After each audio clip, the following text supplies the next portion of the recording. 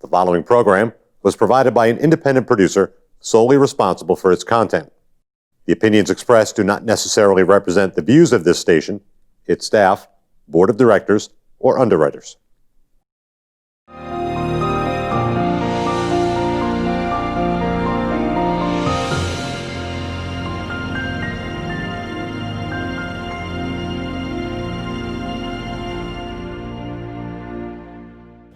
Hello, and help me welcome Ed Sapienza. Carl, Ed, how are you? How you doing? Good. All right. Glad to be here. How's running? You're now registered deeds, and you want to run again. So yes, you must enjoy it. Yeah, I'm currently in my first term as a Hillsborough County Register of Deeds. I enjoy it a lot, and I am up for re-election. I'm looking for another term. Yes. Yep. Well, tell the people what Register of Deeds does for the county. Well, not to be a comedian, but at the Register of Deeds, we register the deeds. Okay. We have records going back to 1771. Okay. Any of you history buffs want to come by, we are open to the public. We're at 19 Temple Street, second floor. And what we do is we process and store real estate documentation. Okay. One example would be you need a copy of your deed for any reason, maybe a refi, you can't find the darn thing. Don't worry too much about it. We have a copy available at the Registry of Deeds office. Good. Okay. That's what we do. I hear you have a big safe there with a lot of old documents. There is a vault. Yes, there is. Yeah, those records are open to the public, though. Yeah. Yep. So it's way back to, and they're doing very well. Well, and you collect the money too. Yes, there is a small fee depending on what you're doing. I don't want to get into so many different fees. I don't want to start quoting, but it's minimal. Yep. But that's a lot of the income for the state. It is for the county. Yeah, county. Actually, no, you're right. For the state, because the state gets their cut too. Yeah, so you're absolutely right. It's funny. Whenever we talk county business, county politics, a lot of the times people say, "County, what is that?" It's often overlooked in the state of New Hampshire. Okay. So what are some of the other things that county business does? Okay, your county government. Well, we have the Hillsborough County Jail, where I retired from. Okay, I was a correctional officer. We have the Hillsborough County Attorney's Office, which is essentially the district attorney's office. Okay, we don't call it that here in New Hampshire. We don't have DAs in New Hampshire, but the county attorney's office is one of the functions of the county. Okay, so county jail, county prosecutor's office, Register of Deeds. We also have the county nursing home. Okay, that's over in Goffstown. There's also the county sheriff's department. Right. Okay, and there's also the county extension, which is now run in cooperation with UNH, the agricultural extension, run in cooperation with the University of New Hampshire system. So that gives you a little bit of an idea about county government. As it happens, Hillsborough County is the largest county in the state of New Hampshire. Approximately 400,000 people. It's comprised of 29 towns and 2 cities. So the next question is, well, what are those 29 towns and 2 cities, right? Well, I'll take a stab at it. All right. I'll take a stab. I know we're limited time here, but here we go. We got Manchester, Mason, Merrimack, Milford, Mont Vernon, New Boston, New Ipswich, Nashua, Pelham, Peterborough, Sharon, Temple, Ware, Wilton, Windsor, Amherst, Antrim, Bedford, Bennington, Brookline, Deering, Francistown, Greenfield, Greenville, Goffstown, Hillsborough, Hudson, Hollis, Hancock, Lineborough, Litchfield, and that's it. Takes us back to M. So that's the 31 all around the county. Yeah, that's it. Those are the 31 communities that comprise Hillsborough County. You know them all. Yeah. Well, it's important to know your area. It's funny. People don't realize it, but the western edge of Hillsborough County actually extends into the Monadnock region. The towns of Sharon, Peterborough, Hancock. That's the Monadnock area. Right. It's a nice area out there. Oh yeah, very nice area. I've been out there quite a few times. And we have your county commissioners that are running. And, we have there's 3 county commissioners. Yep. Each one gets approximately a third, represents approximately a third. Yep. It's funny you mention that because we're in the city of Nashua right now. Paul Bergeron, terrific fella, has decided not to run for re-election. I know Mike Soucy has thrown his hat into the ring. Right. And I'm looking forward to working with Mike. He's a great guy. I've gotten to know him over the past couple of years. I think he'd be a great addition. Yeah. Yep. And I had a very nice experience being on the executive board once. Yes, you were a state rep. Right. Another fun fact about county government is it's funny. every single state rep in the state of New Hampshire is also a representative of their respective county. right. A lot of them don't even know it. Right. Right. When you go to orientation, they sit you down and they tell you this, and some people are like, "What? I didn't sign on for this county business." That's pretty interesting. I know my second year I was in there, and it was a surprise because they sort of rotate the county commissioner who's the executive board head, and between Manchester, Nashua, and the other towns. All the other towns, yeah. So, but it was very interesting to learn about the Oh, county. sure. Speaking of learning, Carl, I had a lot to learn. I'm a blue-collar guy, working class guy, and I had a little bit of experience with real estate documentation. I did buy, sell, manage, and develop real estate on a small scale, okay? So I had a little bit of experience with real estate documentation. Boy, I had a lot to learn. And I told my staff that my first day. I didn't try to BS anybody, you know. I told them about myself. I said, look, I'm retired from Hillsborough County myself. I know what it's like to toil anonymously for Hillsborough County. And I ask for your patience and I ask for your assistance. So my general rule of thumb is to learn a little bit each day. And it's been going great. Fortunately, I have a good staff. Well, it's been run quite nicely over the last years that I remember. Yeah, basically, if you don't hear about us, we're doing a good job. Right. You know, we're not in the papers. Oh, can you believe this guy was Sapienza? Doesn't know what he's doing. That hasn't happened. Hopefully, it won't. And a lot of things can go wrong. Well, your budget was very good all the time. Fiscal conservative. We've done some consolidations, some really? cost-saving measures. Yep. I'm budgeted for a part-time deputy. I forego it. And I think it's actually worked out better. I took those duties and responsibilities and added them to somebody else who gladly accepted them with a small pay raise. But I know that was a saver for the county. I'm all about it. That's good. You're all right then. You know, it's funny. You want to be fiscally conservative, but you also want to fairly compensate your people too. You know what I mean? It's a fine line. Well, and it is hard to really be able to do that or find reasons to do that. Yeah. Because everybody gets into a little box, maybe. Sure. Yep. But I think he probably was welcome to, he or she was very welcome to take on something a little bit different. A little bit more, A little bit more money. It's worked out well. Nice. Yep. So I'm glad you're looking at that. And, that's always one way to improve the county. Yep. I mean, the county is one center here in New Hampshire that is economically contributing to the rest of the state. Yeah, that's true. Yeah, revenue. Yeah, revenue. And producing. I know the houses are going up quite a bit. In the state. Yeah, they're still selling fast and furious. Yep. So what are you doing to campaign? Because you have a lot of area to cover. Yeah, you're right. All the communities I just named. Well, I do stuff like this. I'm all about the free stuff. You know, on that subject, I want to mention donations to my campaign. I don't take any. No, thank you. I stay under the $500 limit. That way I don't have to fill out the pain in the neck disclosure form. Right. You're familiar with it, right? That's right. So I do free stuff like this. I enjoy it. Social media. You know, it's funny. People, you can knock social media all day if you want, you know, and there's a lot of garbage out there. I mean, you could spend all day on social media keeping up with the Kardashians and, the back alley boys and all this and all that garbage if you wanted to, but it doesn't have to be that way. You know, there's also things like a campaign. Social media has shrunk the world. You know what I mean? So I use social media. I do stuff like this. I don't go door to door. I don't want to knock on people's doors, especially with COVID. But, stuff like this. Well, to get out in the county it's a hard thing to do. I mean, it is. I was out in Bennington a few weeks ago. Nice area there. It's like driving out to Keene. Just when you think you're almost there, you're not almost there. Just keep going. And I go to the local GOP gatherings. New Boston has had a few. That's a good way of doing it. Yep. You're really recruiting people to help you once they get to meet you. You know, on that subject, if I can add on to that, I want to piggyback onto that before I forget. You know, as far as recruiting people, we often hear this is the most important election of our lifetime, right? We hear that. You've heard it, 1,000 times now, right? Well, this one really is. Yeah, right. Okay, this one really is. And, recruiting people into the Republican Party I think is very important. I think there's this false perception out there that to get involved, you need to know somebody, you need to be somebody. No.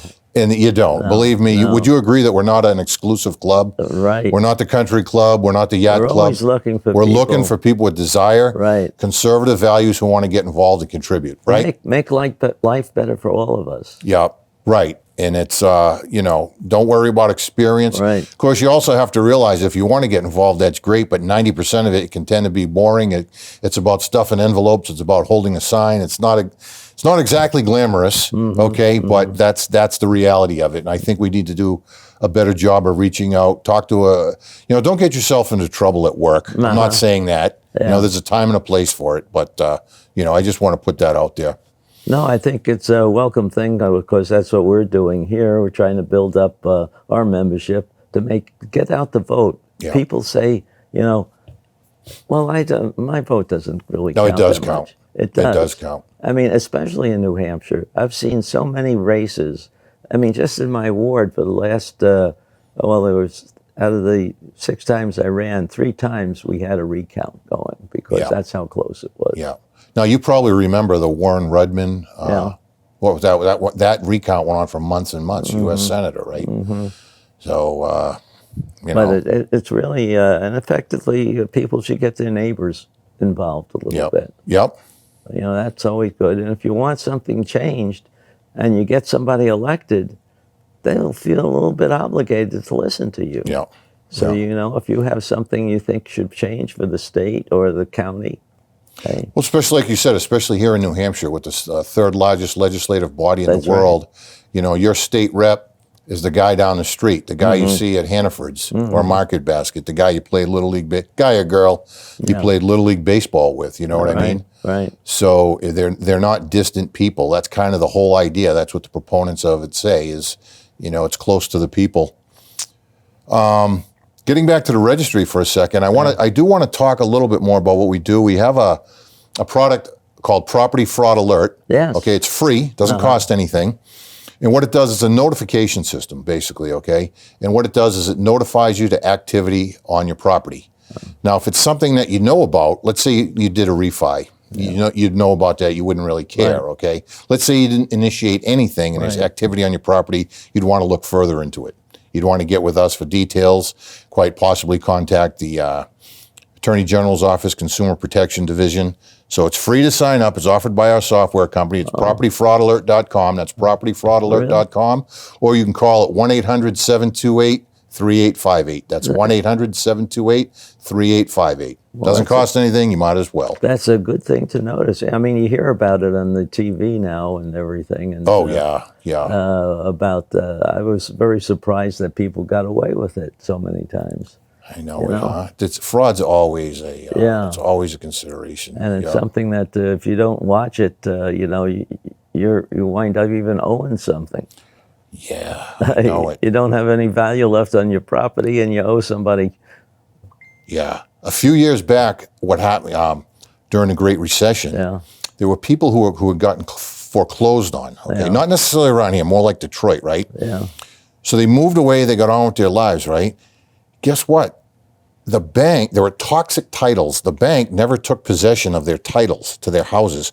So they were still on the hook for those properties and they didn't even know it. Oh, no. They still owed taxes. They still owed utility bills.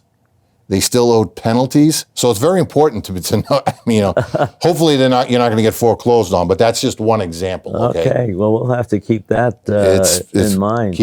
Be apprised of what's going on. Sign up for that. Know your status. That's something that you put in while you were here? No, it was put in by my predecessor, Pam Coughlin. Okay. Pam Coughlin, whose husband is John Coughlin, former and perhaps future county attorney. Right. It was put in under her tenure, and it's continued on under me. We've done these interviews with her, too. And Pam is great, She was very helpful with me in the transition, and she's actually running for state rep herself. Oh, I didn't know that. Yep. Amherst. Yeah. Amherst. Good. I hope she makes it. It's funny when I say I was relatively inexperienced. I didn't try to BS anybody. At the same time, I've been working since I was 16, blue collar guy, construction laborer. assistant to the assistant manager at the Keene State College Dining Hall. I'm an Army veteran. And you say, well, who cares about all that, right?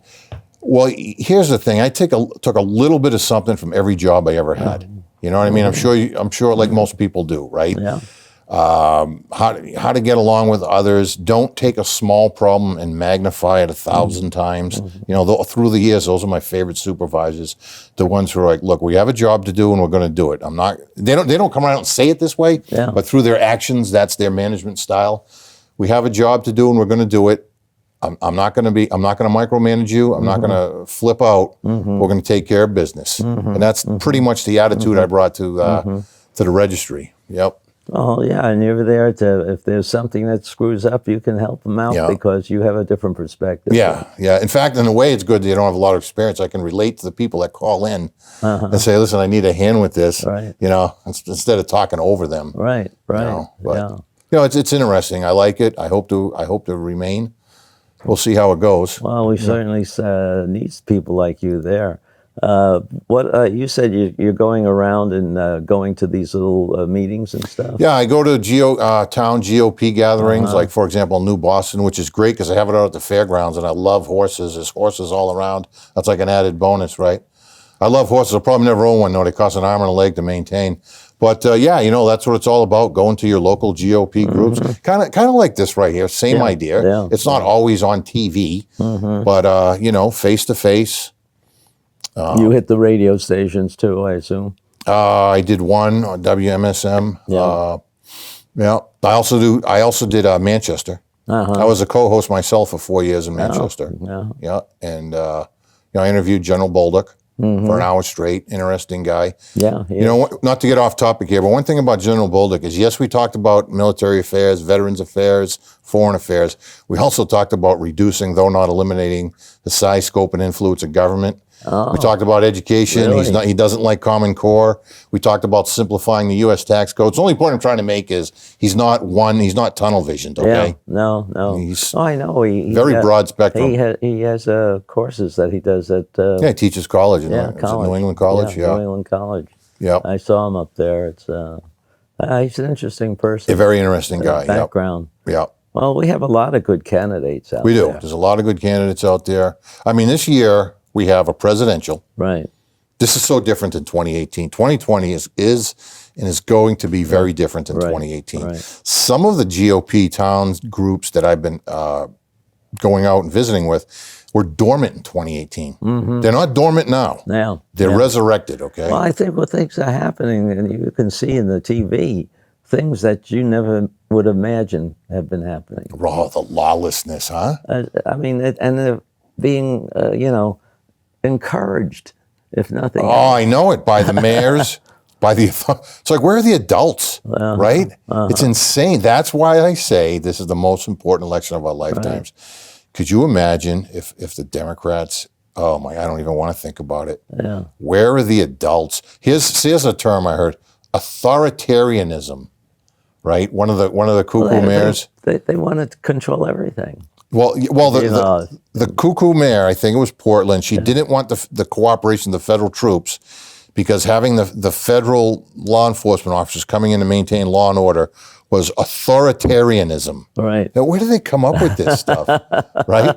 It's about the rule of law. Right. Law and order. Law and order, the rule of law. In some sense, it doesn't seem like it would be all that complicated, does it? No. Right. And, you know, the way they were allowed to do things, controls, and I think what Trump wants to do with, you know, controlling the federal funds to those cities that aren't. Yeah, do whatever it takes. Job. Yeah, if they're not going to do it, if they're not going to maintain order, then why keep feeding them like that? Right. I agree. Well, that's even now with what they're doing with the schools. I mean, they vary.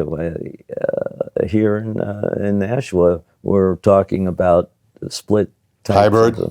A hybrid. Hybrid. Yeah. And I think if that's anything, it's the worst. Probably the worst of the three. Yeah. It's got to be. Yeah. You could either just go back, not go back at all, or the third and the worst option is hybrid, and that's what they're going to do. And you're going back and forth, and you're screwing up with everybody's schedule. Oh yeah, and you're going to have half. Right. And it's not going to be like the whole school's going to be there Monday and Tuesday. Right. And no, it's going to be half and half. It's going to be, oh man, yeah. You know, there's one thing I don't understand. The law says you have to educate your children, right? Okay. The law also says that if you choose, there's a tuition-free public education available, right? There's also other options, but the main one is the tuition-free public education. Well, if those schools aren't opening, then to me, the whole deal's off. Yeah. You should be able to educate your children however you want. Yeah. You just give me the money and I'll pay for flashcards. Yeah. You know, whatever you want to do. But I guess what the schools are going to be doing is they won't be opening the doors, but they're still going to be telling you have to do this and then you have to. I don't get that. I don't get that at all. And there's so many people out there that don't have the equipment or the background to help their children. No, they don't. What you're doing is you're punishing the kids. I know. I mean, in the worst way you can, because you're ruining their lives by not getting them out there with an education. Even before, I was very upset because how many of our kids graduate high school without the level of... right before all this, I know. They barely breed. I know it. And those are the basic things. They don't even know how to add sometimes. Common Core, it's a disaster. We could talk for hours on education, but... So we talked about law and order, and that's kind of what the Registry of Deeds is about, actually. One way I explain what we do there is I tell people, think of the move west, right? Now, we have records going back to 1771, but think of the move west back just after the Civil War, okay? Mid-1865, the Civil War ended. People, it started before that, but in larger numbers. And people would stake their claim. Literally, they would stake their claim, okay? And then they would then file that claim at the land recording office, which was usually located in a tent, right? Right. So that's what we do over on Temple Street is a modern day version of that, essentially. Of course, we're not located in a tent. We have technology and computers, internet and all the rest of it, but that's one way I explain it to people. Well, that's better than going out and looking for tree stumps that they marked. Yeah, right. And actually, those tree stumps weren't permanent. A lot of times it screwed up the surveying. A tree stump is not a very good, because it's not permanent. Eventually, it's going to be gone. Right. But, so yeah, it just kind of gives you an idea of what we do. And it's all modern. So it's all modern. Yeah, it is. We currently we are open to the public. One thing I tell people when they call is you're welcome to come down. We ask that they put a mask on. It's not mandatory. We have them available upon request. We have gloves upon request, and we practice social distancing as much as we can. But we are currently open to the public. I always tell people as a fallback, feel free to come on down. Tell us what you need, and we'll assist you as much as we can. One thing we can't do is we can't do title searches for you. Okay, there's only a certain amount of work that we can do for you. We can't get into title searches. There are people that do title searches for a living, and they make good money. That's right. Because it's a very... but that's one of the things that you ought to be thinking of when you buy a house. Well, yeah, that's why they have title insurance. Right. Yep. Yeah. And that's, I know I've done that. I've heard so many people that haven't done that and find out. They get burned? Yeah. Yeah. Somebody goes back and there's some kind of obligation in there. Do you have any day of the week that you open late or anything like that? We do not. We're open 5 days a week, 8 a.m. to essentially 3:45 p.m. Okay. Yeah. Okay. Well, people can contact you and do some of the stuff by phone. Oh, you can. We're available online at nhdeeds.org. All 10 counties are on there. NHDeeds. It's funny when you say online, right? People call and they'll ask me for stuff and they'll ask for assistance. And, I tell them we are available online. But I always think, how do I feel when I call someone and they say you can go online? I think, the heck with you, buddy. I want to take care of this right here, right now, But we are available online at nhdeeds.org. There's a lot of things you can do 24/7 without going out there. without coming down. There are several ways to accomplish what you need to do. The internet is, in fact, one of them. And or coming down or calling, and if we can do it over the phone, we do it over the phone. And you're there. You have people who can explain things that might not be clear to some people. We have essentially two different areas. We have especially talk about your safety there. Yeah, property fraud alert. Yeah, but we have essentially two different areas. We have the copy room where you go to get a copy, and we have the recording room where you go to record something. So, yeah. Okay. Well, I see we're getting down to the last couple minutes here. Yeah. Is there anything else you want to add to, to bring out your support or to Well, you know, I just want to say I'm in my first term. I'm seeking another. I enjoy it. You hear it's an honor and a privilege. It really is. You know, I'm very grateful to have it as a working class guy. I'm grateful to have this position. I take a working class experience and values to it. And, you know, I have a primary opponent, and I wish him luck. But, you know, we'll see on Tuesday, September 8th.